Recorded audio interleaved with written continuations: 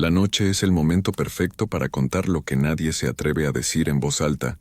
Bienvenidos a un nuevo episodio de Ecos de lo Macabro, donde cada historia podría ser más real de lo que imaginas. Si te gusta sentir ese escalofrío recorriéndote la espalda, suscríbete al canal y únete a esta comunidad de amantes del misterio. Y cuéntame en los comentarios de dónde nos escuchas. Ponte cómodo, apaga las luces y sube el volumen. ¿Saben? A veces me pongo a pensar en todas esas historias que nos llegan de diferentes partes de Latinoamérica. Esas historias que la gente comparte en voz baja, casi con miedo de que alguien más las escuche. Y me pregunto, ¿cuántas de esas historias son reales? ¿Cuántas cosas inexplicables pasan día a día en nuestros pueblos, en esos lugares alejados donde la modernidad todavía no ha llegado del todo? Lo que voy a contarles hoy me lo compartió un suscriptor de Colombia.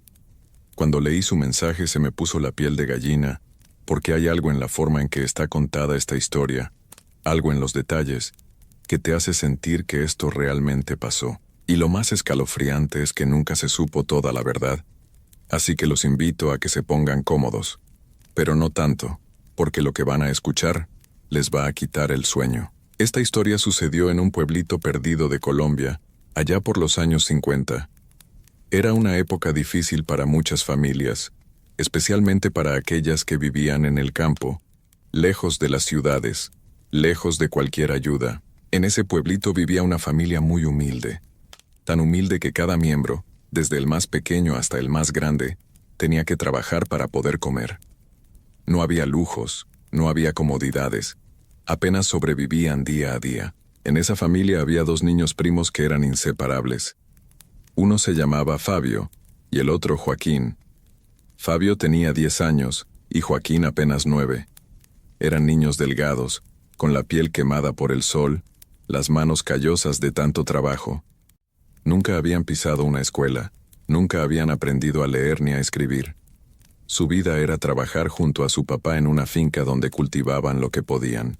Madrugaban cuando todavía estaba oscuro y regresaban a casa cuando ya había caído la noche. Así era todos los días, sin descanso, sin quejas, pero un día, todo cambió.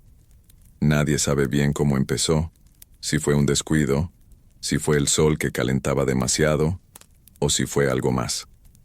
El caso es que la finca donde trabajaban se incendió. Las llamas devoraron todo en cuestión de horas. La cosecha completa se perdió. Todo el esfuerzo de meses se convirtió en cenizas. Para esta familia, eso fue devastador. Era como si el destino les hubiera dado la espalda. Ya no tenían trabajo, ya no tenían forma de conseguir comida. El papá de los niños, un hombre fuerte pero cansado, tuvo que salir a buscar trabajo de nuevo. Caminó por pueblos cercanos, preguntó en todas las fincas, tocó todas las puertas. Pasaron días, semanas. La desesperación se sentía en el ambiente. Los niños veían a su papá llegar cada noche con las manos vacías y la mirada perdida, hasta que un día, después de tanto buscar, encontró algo. Llegó a un pueblo que estaba como a 1 hora, tal vez 1 hora y cuarto de donde vivían. Ahí había un terrateniente, un hombre con tierras enormes, con cultivos de café que se extendían hasta donde alcanzaba la vista. El terrateniente le ofreció trabajo, pero no solo eso, también le dijo algo que les dio esperanza. Les dijo que no se preocuparan por el transporte, que él mismo mandaría una camioneta a recogerlos cada mañana y a dejarlos de vuelta en la tarde. Era una bendición en medio de tanta mala suerte. Por fin, después de tanto sufrimiento, parecía que las cosas iban a mejorar. El primer día de trabajo fue agotador, pero al menos había comida en la mesa esa noche. Los niños se fueron a dormir con el estómago lleno por primera vez en mucho tiempo. Pero al día siguiente, cuando llegó la hora de levantarse, el papá no pudo hacerlo. Tenía fiebre alta, escalofríos que lo hacían temblar. El cuerpo le dolía completo. Había contraído una de esas enfermedades que te tumban por días, de esas que en el campo, sin medicinas, pueden ser muy peligrosas. La mamá estaba angustiada. No podían perder ese trabajo, era lo único que tenían. Entonces, sin muchas opciones, decidió que Fabio y Joaquín irían solos con el señor de la camioneta. Los niños, a pesar de su corta edad, ya estaban acostumbrados a trabajar duro. Sabían cortar café, sabían lo que tenían que hacer. Así que esa mañana, cuando todavía estaba oscuro, los dos primos se subieron a la parte de atrás de la camioneta. El viaje fue largo y silencioso. El señor que manejaba apenas les dirigió la palabra. Los niños iban sentados en la parte trasera, viendo cómo el paisaje cambiaba, cómo su pueblo se quedaba cada vez más lejos. Cuando llegaron a la finca, el señor les señaló la zona donde tenían que trabajar y se fue sin decir más. Fabio y Joaquín se miraron, tomaron los sacos que les habían dado y comenzaron a cortar café. Las primeras horas pasaron sin problemas. El sol pegaba fuerte, pero ellos ya estaban acostumbrados. Cortaban los granos rojos y los echaban en los sacos con movimientos mecánicos, automáticos.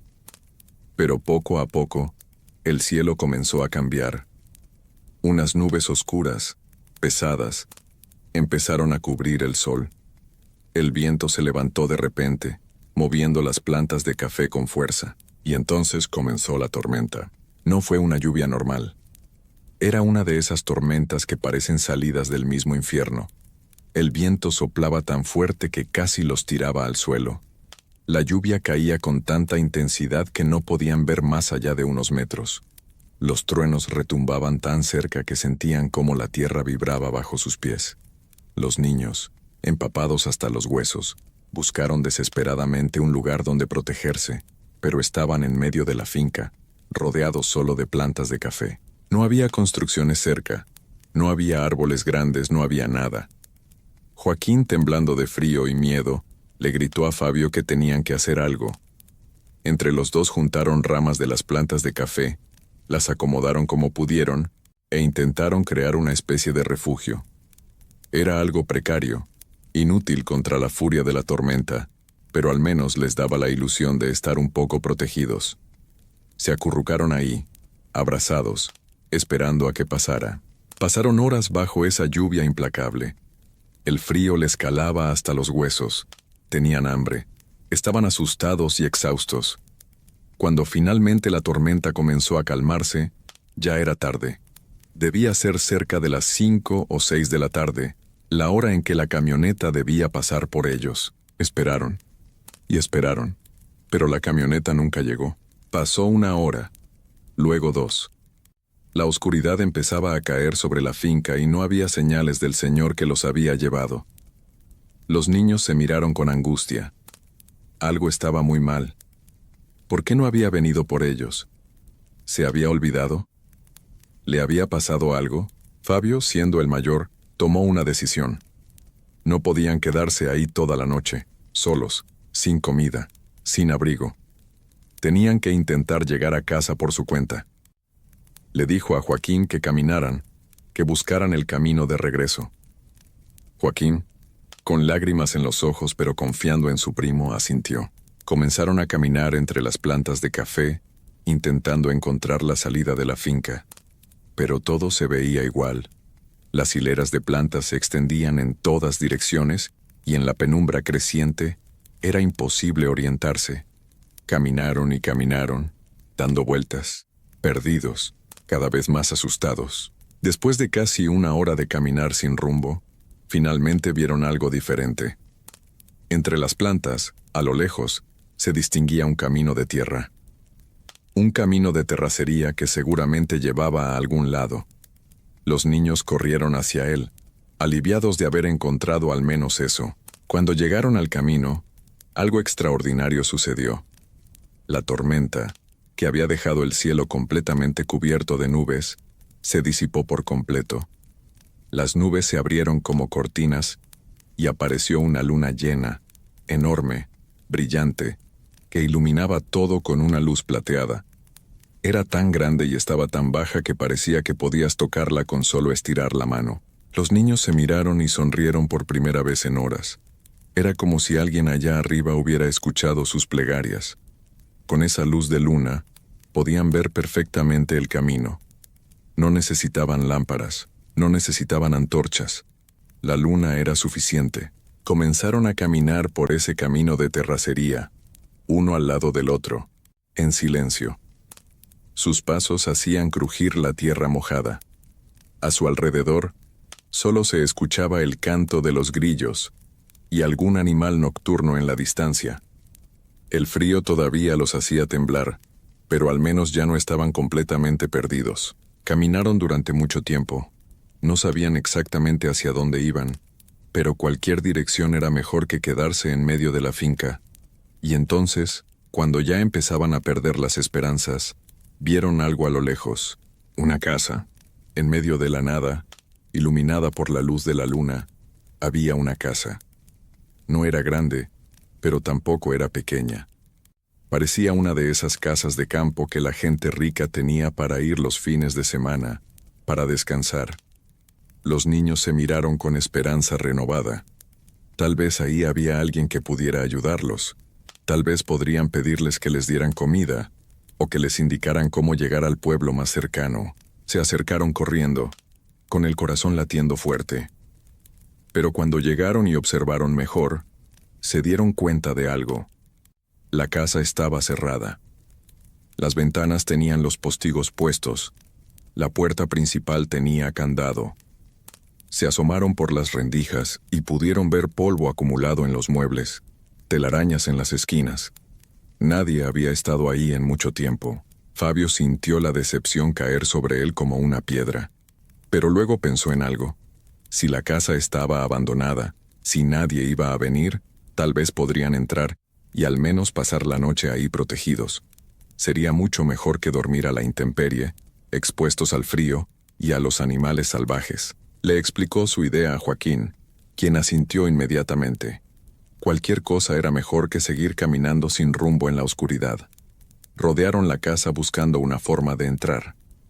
Todas las puertas estaban cerradas con llave, pero encontraron una ventana que parecía más frágil que las demás. Entre los dos, empujaron y forzaron hasta que lograron abrirla. Se metieron por ahí, cayendo al suelo de madera del interior con un ruido sordo. Se quedaron quietos un momento, escuchando, asegurándose de que realmente no había nadie. Pero solo había silencio, un silencio profundo, pesado. Se pusieron de pie y comenzaron a explorar. La luz de la luna entraba por las ventanas sin cortinas, iluminando cada rincón con esa luz plateada e irreal. Podían ver todo perfectamente.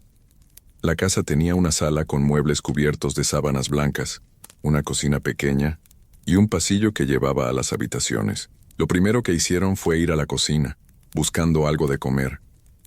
Revisaron todos los gabinetes, todos los cajones, pero no había nada.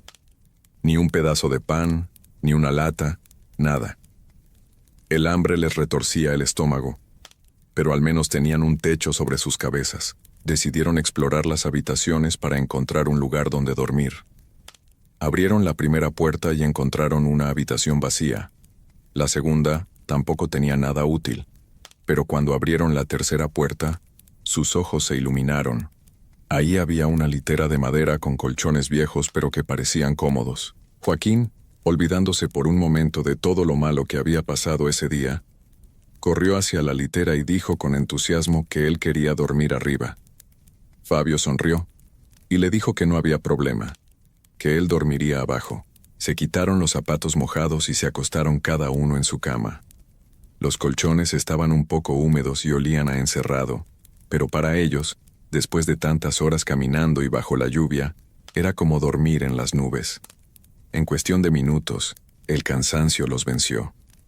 Joaquín ya estaba roncando suavemente arriba, y Fabio, acostado en la cama de abajo, cerró los ojos y se dejó llevar por el sueño. No sabe cuánto tiempo pasó, tal vez fueron minutos, tal vez horas, pero algo lo despertó. Una gota cayó sobre su frente, luego otra, y otra. Fabio, todavía medio dormido, pensó que tal vez el techo tenía goteras por la tormenta. Levantó la mano y se limpió la cara, pero cuando acercó los dedos a la nariz para oler, frunció el ceño. No olía a agua, olía a algo diferente, algo raro. Las gotas seguían cayendo, ahora más rápido. Fabio abrió los ojos completamente, Ya despierto, miró hacia arriba y vio el colchón de la cama superior, de donde caían las gotas.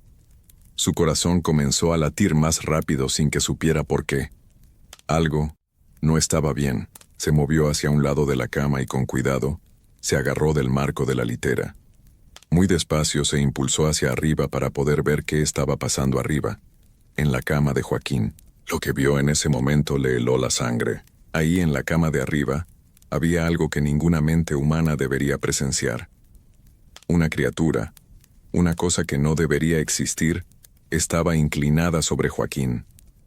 Era una mujer, o al menos tenía la forma de una mujer, pero había algo terriblemente mal en ella.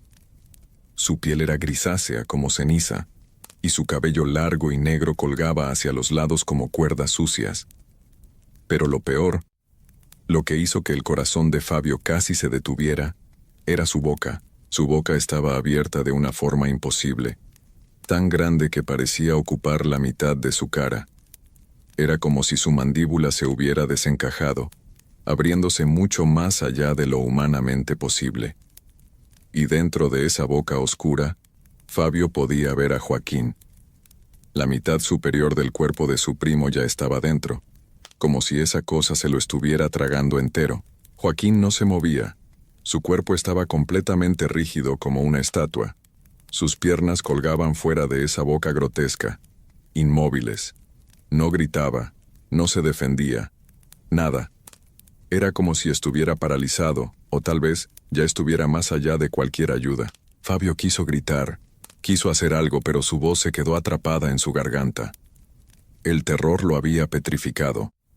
Sus manos temblaban agarradas al marco de la litera. Sus ojos no podían apartarse de esa escena horrible. Y entonces la cosa volteó a verlo. Sus ojos eran completamente negros, sin pupila, sin nada humano en ellos. La miraron directamente, y en ese momento Fabio vio algo en esos ojos que era peor que el odio, peor que la maldad. Era hambre, un hambre antigua y terrible que no conocía límites.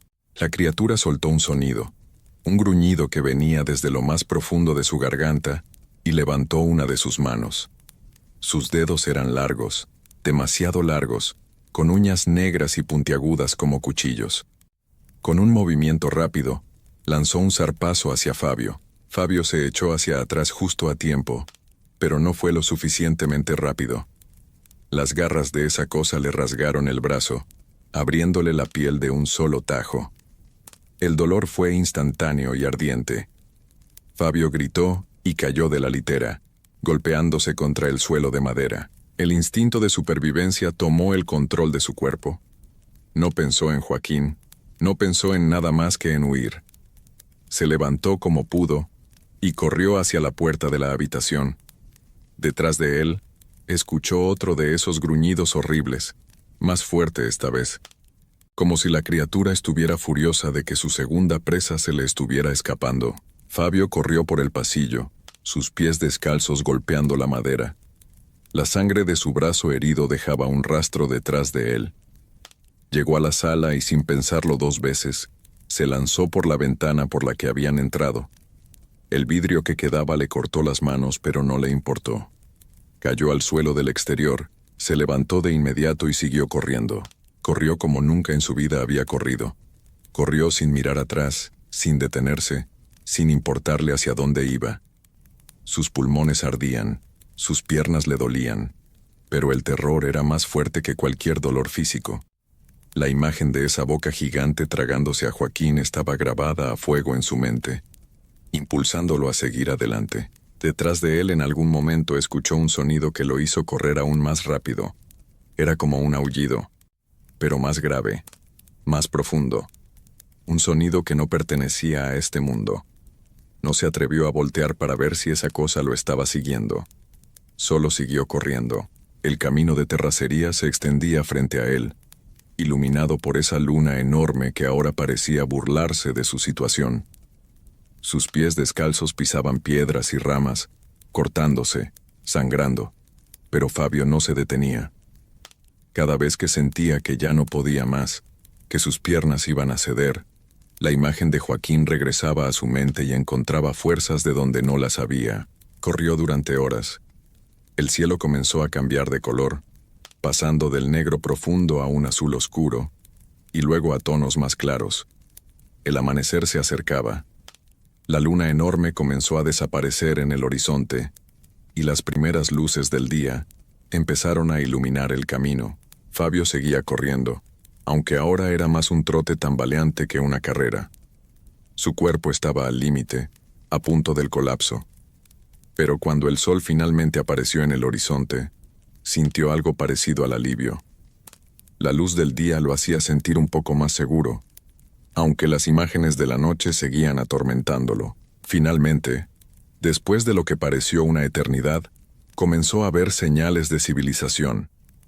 Primero fueron unas cuantas casas dispersas a los lados del camino, luego más casas, y finalmente llegó a un pueblo. No era su pueblo, pero era un pueblo.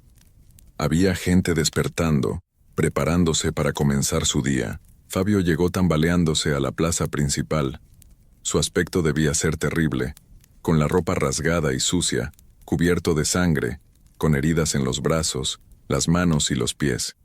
Algunos campesinos que estaban ahí temprano lo vieron y corrieron hacia él. Un señor mayor, con sombrero de paja y rostro curtido por el sol, lo sostuvo antes de que cayera. Le preguntó qué le había pasado, de dónde venía.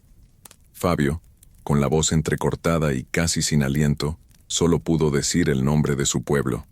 Le dijo que necesitaba llegar a casa, que algo terrible había pasado. El señor y otros hombres que se habían reunido alrededor lo miraron con preocupación. Uno de ellos dijo que conocía el pueblo del que hablaba el niño, que quedaba como a 1 hora de ahí. Entre varios, decidieron ayudarlo. Tenían que llevar unos productos al mercado de un pueblo cercano, y de camino podían dejarlo. Le dieron agua, le limpiaron las heridas lo mejor que pudieron con trapos limpios, y lo subieron a la parte trasera de una carreta tirada por bueyes. Fabio se recostó en los sacos que había ahí, agotado más allá de lo imaginable. Durante el viaje se quedó dormido a ratos, despertándose sobresaltado con pesadillas de esa boca gigante y esos ojos negros. Cuando finalmente llegaron a su pueblo, ya era media mañana. Los hombres lo ayudaron a bajar y le preguntaron dónde quedaba su casa. Fabio, todavía débil, les indicó el camino. Uno de ellos lo cargó en brazos porque Fabio ya casi no podía caminar. Cuando llegaron a la casa, la mamá de Fabio estaba afuera, colgando ropa. Al ver a su hijo en ese estado, gritó y corrió hacia ellos. El hombre que lo cargaba se lo entregó con cuidado, explicándole que lo habían encontrado en otro pueblo, todo lastimado. La mamá de Fabio lo abrazó con fuerza, llorando, preguntándole una y otra vez qué había pasado. El papá, que ya se sentía un poco mejor de su enfermedad, salió también al escuchar la conmoción. Al ver a Fabio en ese estado, su rostro palideció. Los hombres que lo habían traído se despidieron y se fueron, dejando a la familia sola. Llevaron a Fabio adentro de la casa y lo acostaron en su cama. La mamá comenzó a limpiar y vendar sus heridas con más cuidado, con manos temblorosas. El papá se sentó a su lado y con voz seria le preguntó qué había sucedido, dónde estaba Joaquín, y ahí fue cuando Fabio comenzó a hablar. Con voz quebrada, con lágrimas corriendo por sus mejillas, les contó todo. Les habló de cómo la camioneta nunca llegó por ellos, de cómo caminaron perdidos en la oscuridad, de cómo encontraron esa casa abandonada. Les contó sobre la litera, sobre cómo se fueron a dormir creyendo que estarían a salvo, y luego les contó lo otro, lo de las gotas cayendo sobre su cara, lo de asomarse a la cama de arriba, lo que vio ahí. Les describió con lujo de detalles a esa criatura, esa bruja con la boca gigante, cómo se estaba tragando a Joaquín. Les habló de cómo esa cosa lo había atacado, de cómo había corrido durante horas hasta llegar al otro pueblo. Sus papás lo escucharon en silencio. La mamá tenía las manos sobre la boca, conteniendo el llanto. El papá fruncía más y más el ceño mientras escuchaba. Cuando Fabio terminó de hablar, se hizo un silencio pesado en la habitación. El papá se levantó y salió de la casa sin decir palabra. Fue directo a la casa de su hermano, el papá de Joaquín, que vivía a unas cuantas casas de distancia. Tocó la puerta con fuerza. Cuando su hermano abrió, su rostro mostraba una mezcla de esperanza y terror. Le preguntó si Fabio había regresado, si sabía algo de Joaquín. El papá de Fabio le contó lo que su hijo había dicho. Su hermano lo escuchó y cuando terminó, su rostro se transformó. Primero fue incredulidad, luego confusión, y finalmente algo parecido a la rabia. Le dijo que eso era imposible, que su hijo debía estar mintiendo o inventando cosas por el trauma. Brujas que se tragan niños. Eso no existía. Debía haber otra explicación. Reunieron a varios hombres del pueblo y decidieron ir a buscar esa casa que Fabio había descrito.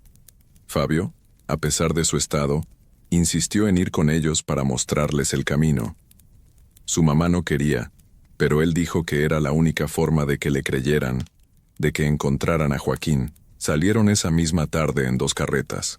Fabio iba en una de ellas, envuelto en una cobija, indicándoles el camino por donde había venido. Pero algo extraño sucedió. Fabio no lograba recordar exactamente por dónde había corrido. Todo le parecía diferente a la luz del día. Los caminos que de noche parecían claros ahora se veían confusos. Estuvieron buscando durante horas. Recorrieron caminos de terracería. Preguntaron en fincas cercanas, pero nadie conocía una casa como la que Fabio describía. Algunos les dijeron que por esa zona no había ninguna construcción así, que solo había fincas de café y nada más. Cuando comenzó a oscurecer, tuvieron que regresar al pueblo sin haber encontrado nada. El tío de Fabio, el papá de Joaquín, estaba destrozado. No sabía si creerle a su sobrino o no. La historia era demasiado extraña, demasiado imposible. Pero por otro lado, Fabio realmente estaba herido. Realmente había corrido desde algún lugar, y Joaquín realmente había desaparecido. Los días siguientes fueron terribles para la familia. Formaron grupos de búsqueda más grandes, incluyendo gente de pueblos vecinos. Recorrieron cada camino, cada finca, cada rincón de la zona. Preguntaron a todos los trabajadores de las fincas, a todos los terratenientes. Incluso fueron a hablar con el hombre que se suponía debía recoger a los niños ese día. El hombre les dijo que hubo un problema con la camioneta, que se había descompuesto y que por eso no pudo ir por ellos. Dijo que pensó que los niños se quedarían en la finca hasta el día siguiente, que no imaginó que intentarían caminar solos de regreso. Parecía genuinamente arrepentido, pero eso no ayudaba a encontrar a Joaquín. Pasaron semanas, luego meses. Nunca encontraron esa casa que Fabio describía. Fue como si hubiera desaparecido, como si nunca hubiera existido. Algunos en el pueblo comenzaron a murmurar, a decir cosas en voz baja. Decían que tal vez Fabio había hecho algo malo, que tal vez había lastimado a su primo, y había inventado esa historia fantástica para cubrirse. Fabio escuchaba esos murmullos y se sentía morir por dentro. Él sabía lo que había visto, sabía que no lo había imaginado. Las pesadillas lo atormentaban cada noche. Veía esa boca gigante, esos ojos negros, escuchaba ese gruñido horrible, se despertaba gritando, empapado en sudor. Su familia, aunque le creía en el fondo de sus corazones, no sabía qué hacer. No podían explicar lo inexplicable. No podían encontrar pruebas de algo que parecía sacado de las leyendas de terror que los ancianos contaban alrededor del fuego. El tío de Fabio, el papá de Joaquín, cayó en una profunda tristeza. Su esposa también. La ausencia de su hijo era un vacío que nunca podría llenarse. A veces miraban a Fabio con una mezcla de dolor y duda que le partía el alma al niño. Fabio creció con ese peso sobre sus hombros. La culpa de haber sobrevivido cuando su primo no lo hizo. La frustración de saber la verdad pero no poder probársela a nadie. Las miradas de sospecha de algunos vecinos que nunca dejaron de pensar que había algo más en esa historia. Con el tiempo, algunos ancianos del pueblo comenzaron a hablar de viejas leyendas. Leyendas sobre criaturas que habitaban en lugares apartados, que se alimentaban de personas, especialmente de niños. Hablaban de la tunda, de la patasola, de tantas otras cosas del folclore colombiano. Algunos decían que había lugares en el campo donde estas cosas aún existían, donde lo sobrenatural todavía tenía poder. Un anciano en particular, Un hombre que había vivido más de 80 años y que conocía todas las historias viejas de la región, se acercó un día a Fabio. Para entonces, Fabio ya tenía como 14 años, pero seguía siendo ese niño atormentado por dentro. El anciano le puso una mano en el hombro y le dijo algo que nunca olvidaría. Le dijo que en esas montañas, en esos lugares apartados donde la gente moderna no llegaba, todavía existían cosas del tiempo antiguo, cosas que estaban ahí desde antes de que llegaran los españoles, desde antes de que hubiera pueblos y caminos. Le dijo que esas cosas tenían hambre, un hambre que nunca se saciaba, y que buscaban a los que se perdían, a los que quedaban solos en la noche. El anciano le dijo que él le creía, que sabía que Fabio había visto algo real, algo terrible, y que no era su culpa, que lo único que había hecho era sobrevivir, y que eso no era un pecado. Esas palabras le dieron a Fabio un pequeño consuelo, pero nunca lo liberaron completamente de su carga. Joaquín nunca apareció, ni su cuerpo, ni sus ropas, ni una sola señal de él. Fue como si la tierra se lo hubiera tragado, o en este caso, como si algo mucho peor lo hubiera hecho. La familia se mudó años después a otra región, tratando de dejar atrás los recuerdos dolorosos. Fabio creció, formó su propia familia, trabajó duro toda su vida, pero nunca pudo olvidar esa noche. Nunca pudo sacarse de la cabeza la imagen de su primo siendo devorado por esa criatura horrible. Dicen que hasta el día de su muerte, Fabio tuvo pesadillas, que nunca pudo dormir con las luces completamente apagadas, que le tenía terror a la luna llena, porque le recordaba esa noche maldita en que la luz plateada los había guiado directamente hacia el horror. Y lo más escalofriante de todo es que nunca se volvió a encontrar esa casa. Gente de la zona, incluso décadas después, ha buscado construcciones abandonadas por esa área, pero no hay ninguna que coincida con la descripción. Es como si esa casa apareciera solo para aquellos que estaban destinados a encontrarla, para aquellos que estaban perdidos y vulnerables en la oscuridad. Algunos dicen que la casa sigue ahí esperando a que otro par de niños perdidos, cansados y hambrientos, la encuentren en su camino, esperando a que alguien más busque refugio en sus paredes, sin saber que lo que duerme en su interior no es de este mundo. ¿Saben? Cuando escucho historias como esta, me pongo a pensar en cuántas cosas hay en este mundo que no podemos explicar. Cuántos lugares esconden secretos que nuestra mente racional se niega a aceptar. Vivimos pensando que todo tiene una explicación lógica, que la ciencia puede responder todas nuestras preguntas. Pero hay rincones en este continente, en nuestros campos, en nuestras montañas, donde las reglas normales no aplican. ¿Qué fue lo que vio Fabio esa noche? ¿Era real o fue producto del terror y el cansancio? ¿Dónde está Joaquín? Nunca lo sabremos. Lo único cierto es que un niño desapareció esa noche y otro quedó marcado para siempre, y que en algún lugar de las montañas colombianas, tal vez todavía exista una casa abandonada, iluminada por la luna llena, esperando a su próxima víctima.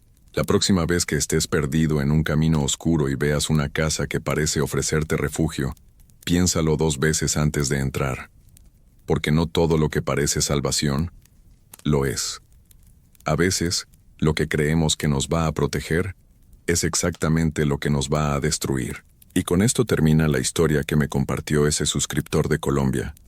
Una historia que me quitó el sueño durante noches, y que espero, de alguna forma retorcida, haya logrado quitarles el sueño a ustedes también, porque las mejores historias de terror son aquellas que se quedan con nosotros, que nos hacen mirar 2 veces hacia las sombras, que nos recuerdan que hay cosas en este mundo que es mejor no encontrar. Descansen bien esta noche, si es que pueden.